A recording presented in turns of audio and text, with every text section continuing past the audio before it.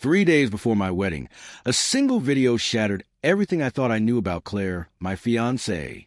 It was only half a minute long, but it revealed a side of her I never believed existed. The clip wasn't meant for me. It was tucked away in a private group chat among her closest friends. The footage was blurry, no clear faces, just chaotic laughter, clinking glasses, and then a voice cheering three strangers with, "You're a legend." I replayed it again and again, each viewing twisting my insides tighter. The engagement ring, once a symbol of love, now felt like a stone weighing me down. For 6 years, Claire and I had built a life together.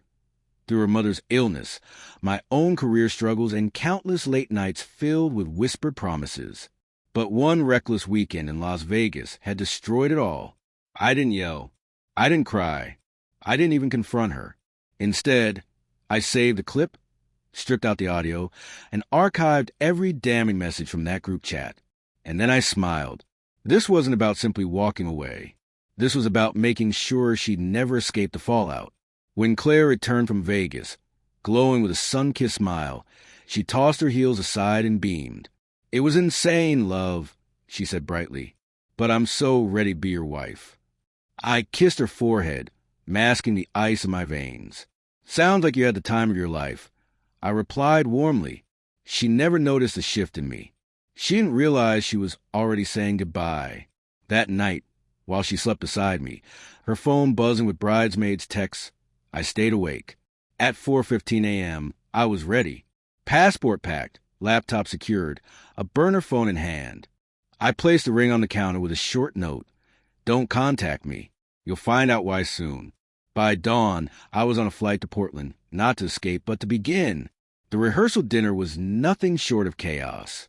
Claire walked in, flawless makeup and a perfect gown, expecting joy. Instead, she found emptiness.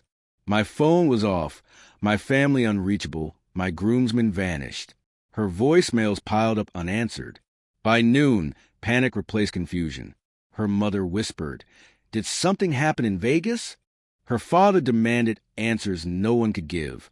Bridesmaids who knew the truth said nothing, their loyalty already dissolving. The wedding day came and went. No ceremony, no groom, no explanations. Claire stood in her dress, surrounded by murmurs, her dream unraveling. Meanwhile, I erased myself, social accounts deleted, joint finances frozen, lease terminated, vendors notified. No trace left, just silence where I once was. But the emotional wreckage was only the beginning. Claire tried to rewrite the story, claiming I'd abandoned her, that I'd lost my courage, that I was unstable. But lies collapse when the truth rises. The following Wednesday, I sent my first email.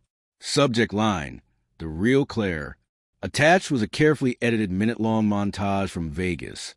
Her laughter, her voice, the incriminating screenshots. The recipients were deliberate. Her parents, her boss at the PR agency, her younger brother who never trusted her. Within hours, her online presence began to vanish. Profiles deleted, accounts closed. By Friday, her employer launched an internal review. Vegas had been a work-funded trip, and her actions didn't match the company's values. Her friends turned on her even faster. 2 bridesmaids posted public apologies to guests, distancing themselves. One, Jessica, messaged me privately. She told us you were fine with it, that it was an open thing. "I'm so sorry." I didn't respond. Their apologies weren't for me. They were for themselves. Within weeks, Claire was unemployed, abandoned by most of her bridal party, and estranged from her own family. Her father sent me a short thank you for exposing the truth. Mark, the man from that night, circulated the clip among his friends, and soon it spread to her extended relatives. Even her aunt phoned, ashamed of the scandal. The humiliation wasn't contained online. It clung to her everywhere. I never spoke to her. I didn't need to. The silence was enough. A month later, I updated our wedding website.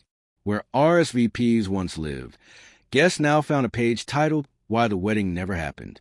In a measured letter, I explained that I had loved Claire deeply, supported her dreams, and imagined forever, but I couldn't marry someone who betrayed me while calling me her safe bet.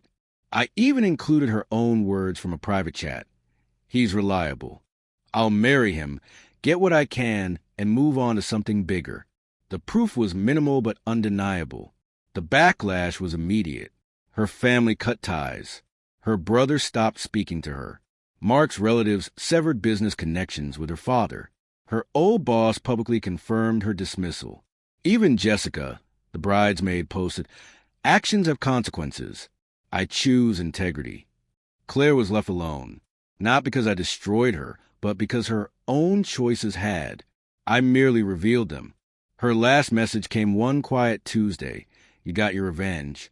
I'm ruined. My career, my friends, my family, gone. I can't even walk outside without stairs. "Are you happy?" I never answered.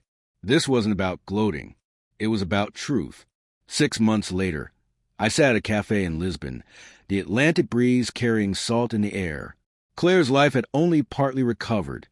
Living with a cousin, working a low-paying cashier job, a failed attempt at a lifestyle blog. Her reputation was beyond repair. She sent one final note. "I know I can't fix this. I destroyed the only person who ever loved me. I live with that every day." I didn't reply, not out of cruelty, but because moving on required letting go. In the aftermath, I found freedom. I reconnected with old friends, built a freelance marketing career, traveled, and even taught coding to kids in underserved communities. Over wine in Madrid, a friend told me, "You seem stronger, free." I agreed.